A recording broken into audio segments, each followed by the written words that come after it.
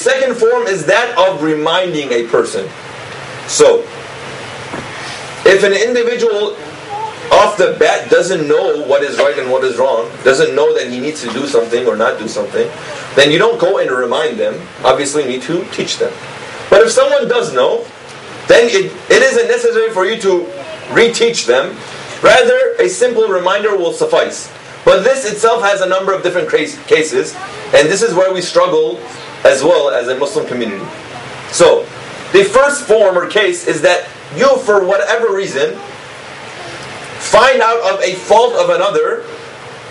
Someone is performing a sin, but he's performing the sin privately. And this person, if they found out that you knew about their fault and sin, they would feel embarrassed. So do we all understand the scenario? Someone is performing a sin, you find out, however. They're doing it privately, and they'll feel embarrassed knowing that another person knows of their sin. What does one have to do here? First, you're still responsible towards enjoining the good and forbidding the evil. But how do you go about doing that? You must remind and enjoin this person in a fashion that not only is extremely indirect, but also the person shouldn't find out that you know. So if you see someone, if you see me doing something wrong privately, and you'll know that I'll feel embarrassed if you come in, if I find out that you know. So you shouldn't come and tell me that, so-and-so, I saw you doing something wrong. It's not right, don't do it. Because again, you might have enjoyed the good and forbidden the evil for me, but what happened here? I still feel embarrassed. Because I found out that now you know. And every time I see you from that point on, this is going to stick with me, the sense of embarrassment. So you have to be extremely careful. Now what happens in most cases, in a lot of cases here, we find out of someone doing something wrong privately, the first thing we do is go tell another. Which itself is a grand sin. For you to embarrass another mu'min is a sin. And for you to tell the fault of another mu'min to another person is a grand sin. So, sometimes someone, out of the fact that they want to perform their Islamic responsibilities of enjoining the good and forbidding the evil, instead of doing something good, they perform two sins. That individual is only performing one. You, as the good guy, you're doing two. How? First, you're telling another, which is a grand sin, kabira, and also you're embarrassing him. So that's two sins. So you're worse than him. This is a big problem that we have. This gossip, this backbiting, these social ills that we have in our communities is because of these things. Some of us even take the extra effort to find out the faults of people. And our goals are not obviously to help them. Rather, it hurts to say this. It really does. That some in the community not only learn the faults of others, like to hear the faults of others, but they spread others' faults. Why? To make themselves look good. To make their families and their children look good. This is a sign of a disease. This is a cancer. You need to see a spiritual doctor. That you're so weak that for you to look good, you need to make another Muslim look bad. I've seen this with my own eyes, I've heard it with my own ears, and I'm sure all of you have. That they come and tell you something that is completely unnecessary. Did you hear so-and-so's son was seen downtown, or in downtown Pittsburgh, with another girl? But my son has never, for example, spent time with an individual that's not mahram to them. So not only is he destroying the image, but he's also trying to make himself look good. Did you hear so-and-so's son was seen, for example, smoking? This is a problem. This is an ill that we have. So, what must we do? We must enjoin the good and forbid the evil in a sense that the person doesn't feel embarrassed. Even they say, to go as far as saying, you're not even allowed to tell their parents. If you find out of a fault of a young individual, most times, the first thing that we do, because we feel responsible towards them, is say, oh, the parents, the poor parents. So the first thing you go tell the parents, I saw your son doing something wrong. The first thing the parents are going to do is first, the parents are going to feel embarrassed in the eyes of the other person, so one sin. Then the son finds out, or the daughter finds out, the child finds out, so they feel embarrassed, two sins. And then that will most likely, if the parents are not, prepared and don't have proper Islamic training, what will happen? That'll turn into some sort of conflict. And we said again, sometimes people will skip stages and quickly get towards physical confrontations. You made me look bad in front of so-and-so. And then he continues to either say bad things or physically hit them or whatever. So they say you don't go straight to the parents. What do? You enjoin the good and forbid the evil yourself in the sense that you don't embarrass them. Now, yes, there are exceptions. If you see that this person is insisting on the sin, and you personally cannot stop them from performing, in this case you are allowed to then let another individual know that that person can now help in helping and enjoining the good and forbidding the evil and helping this person stop what they're doing. Not any person, not to say I can't do it, so then I'll go tell 10 people and probably from 10 of them someone can help me. No. You have to identify the person who can help you here and can have an effect on them, even if it's slow and steady, and then you share with them.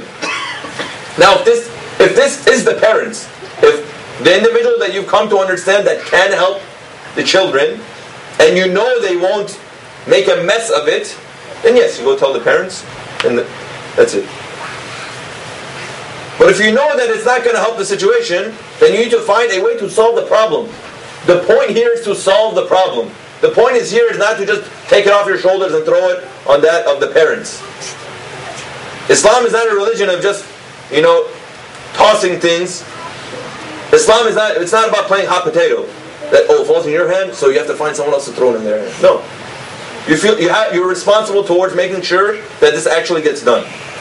So that's the first case. You find out of a sin someone is committing privately, and they'll feel embarrassed. The next case is what? You find out of a sin an individual is committing in private, again, but in this case, the person won't feel embarrassed if they know that you know. So, do we have a different responsibility? No. Again, the responsibility is the same. It's wajib, mandatory, for us to still enjoin the good and forbid the evil. But it doesn't have to be in the same form. There are small differences. One, since the person won't feel embarrassed for them to know that it's okay to put it at means with them. You can let them know, for example, brother, sister, I know this is, for example, a problem you're having, a difficulty that occurs in your life, and you try to enjoin the good and forbid the evil with them. Now, sometimes you say this person won't get upset if they know that they're committing a sin. So what do? In front of other people, you start saying, Ali, I saw you drinking the other time, don't drink anymore, in front of 5, 6 other people that didn't know. Again, he may not feel embarrassed that but you're making him look bad in front of other people. Again, sin. So, you have to, again, help him and treat him in a way that you don't degrade his status. You don't tell and share it in public. You tell him in private, you help him in private, and you offer your assistance out of sincerity. For you never know. As human beings, we all make mistakes. Yes, someone might be committing a sin in private, and they might not feel embarrassed about it right now, but we know that a lot of times people are going through different stages in their life. Maybe he doesn't feel the importance right now, but 5, 6 years later, he might have a change in his life, and you don't want to have already all of this, these bad habits that this man used to have in the public and in the eyes of everyone. So that in the sense that now he wants to become a better person, he really has no dignity in the eyes of the community. If now he comes out, he says, oh, this is the same guy that would drink and sleep around and would go clubbing and would do this and do this and do that. Now he wants to be active in the community? Of course not. This is a bad person. So this is, again, is a problem if it's not treated properly. The last case. The last case, if you come to understand of an individual's problem, a sin they're committing, but this person has no shame. In the sense that not only do they not care if you know, but rather they perform it in public. So the person is not committing something privately. Publicly and in front of everybody, they perform this sin. Now again, our responsibility, same as before. You are still responsible towards enjoining the good and forbidding the evil. Don't say that, oh, this person has no shame. He does it in front of everybody, so he's probably chosen that as a way of life for himself, and I shouldn't have anything to do with them. Again, we see this a lot in our communities. This person has distanced himself from Islam. He openly drinks, he openly smokes, he openly, for example, goes to clubs and has relationships with people he's not supposed to. He openly uses foul language. He's openly disrespectful towards other people. So I shouldn't have anything to do with him. No, Islam says yes, you're responsible. As his brother, which we've been establishing, just like as if your brother was to have this problem in their life, this hardship in their life, you turn your back on your blood brothers just because he's performing something wrong, doing something wrong, and in public, without shame? No. You still feel that you're responsible. Why? Because his dignity is your dignity.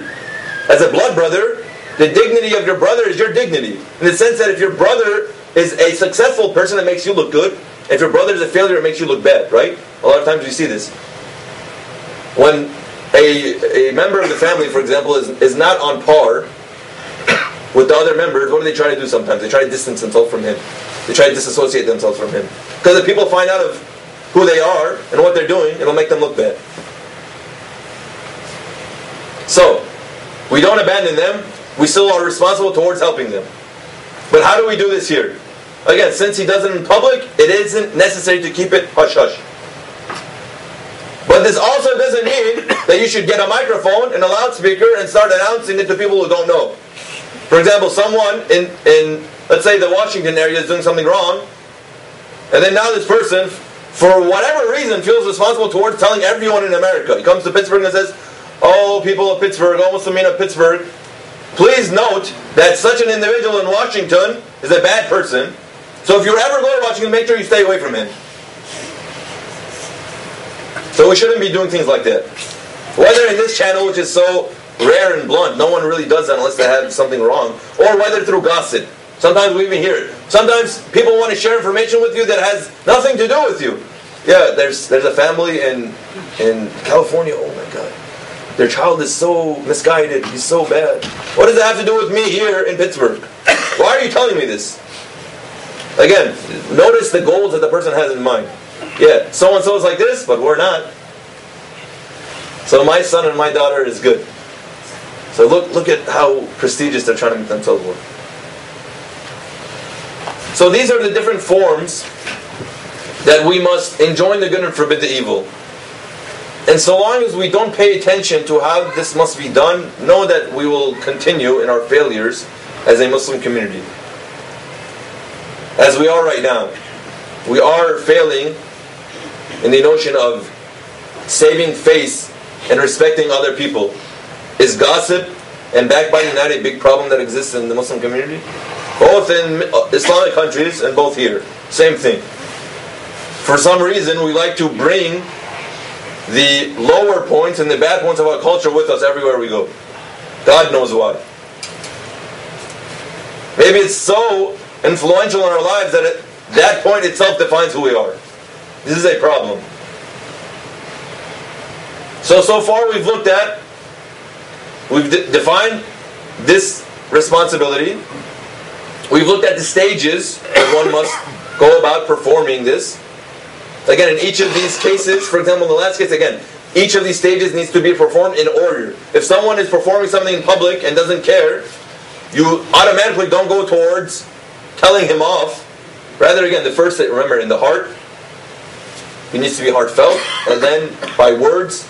Again, that needs to be first with soft words, with kind words, and then if you see it's not effective, then you are permissive. It is permissible towards using a little more harsher tone. And then if it really comes to that point, to use, a level of physical enjoying the good and forbidding the evil, that it is permissible to do, which we'll inshallah get into tomorrow.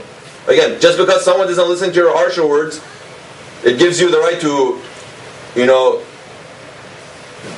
imprison them. No. There are conditions, and inshallah tomorrow we'll get into what are the conditions that makes enjoining the good and forbidding the evil wajib and obligatory. Salawat ala Muhammad wa ala Muhammad.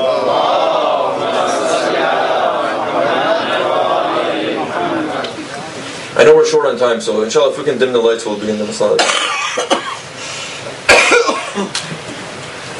اللهم صل على محمد وآل محمد وعجل فرجهم لا حول ولا قوة إلا بالله العلي العظيم. السلام عليك يا أبا عبد الله وعلى الأرواح التي حلت بفنائك. Everybody. عليكم مني سلام الله أبدا ما بقيت وبقي الليل والنهار ولا جعله الله آخر العهد مني لزيارتكم. السلام على الحسين وعلى علي بن الحسين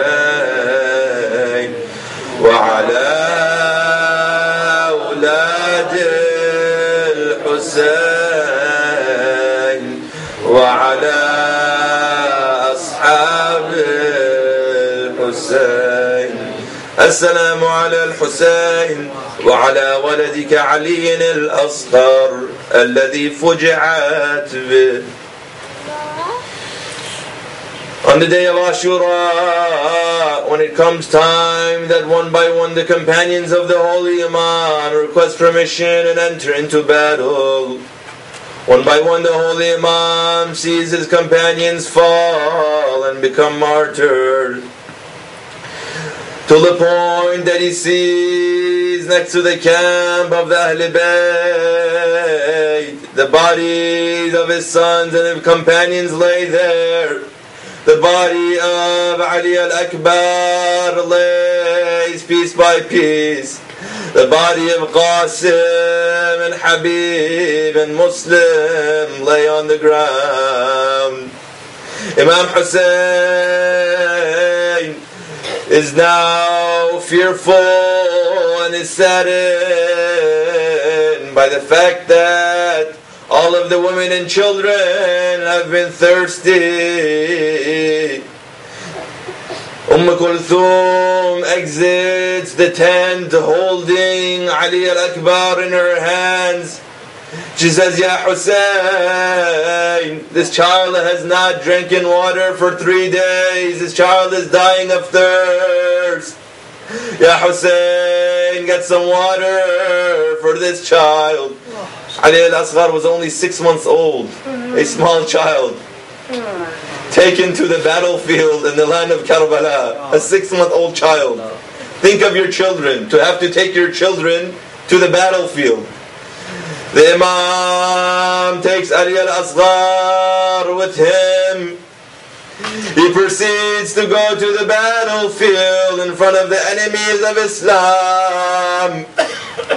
He says to them, Ya qawm, إن لم ترحموني فارحموا حاض الطفل أما ترونه كيف يتلظى عطشا. He says, O enemies of Islam, O enemies of the Holy Prophet, if you do not have mercy on me and my companions, at least have mercy on this 6-month-old child. What has this child done to hurt you? What has this child done for him to deserve this? And the Imam, as he was holding Ali al-Asghar towards the enemies, he said, look at the lips of this young child, that out of thirst, Ali al-Asghar would open and close his lips. They say when a child is extremely thirsty, he begins to constantly open and close the lips to show his thirst. Ali al-Asghar was so thirsty, he was dying of thirst. As the Imam was making this request from these enemies, Umar al-Sad, may Allah curse him, tells Harmala to then shoot an arrow towards the Holy Imam and the child.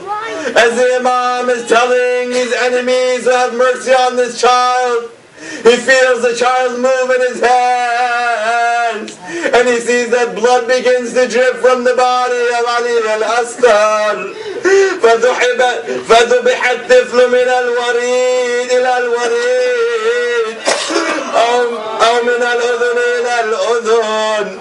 The Imam then looked at the body of Ali al-Asghar. He saw that the arrow him in the throat, in the sense that it had severed and cut from one ear to the other ear of Ali al-Asghar. The man then began to cry. From the sides came, Ya Hussein, do not be saddened for Ali al-Asghar, for the Holy Prophet will be there to give him a drink in which he will never become thirsty. But Hussein was saddened by the death of this poor child. As he came back to the camp and the tents of his companions, Sakina was there to embrace the Imam. He said, Ya Abatu, la'allaka saqayta akhil ma.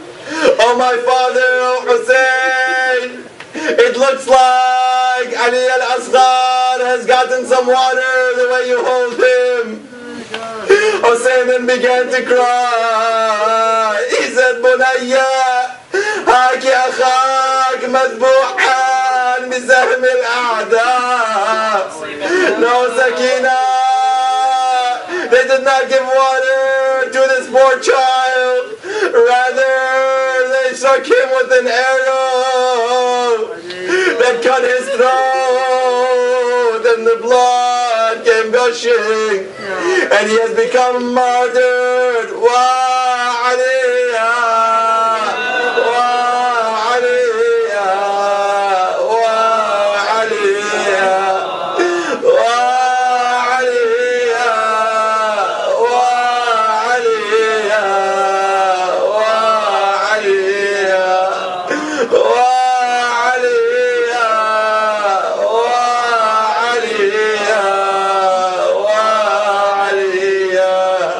ألا لعنة الله على القوم الظالمين وسيعلم الذين ظلموا أي منقلب ينقلبون.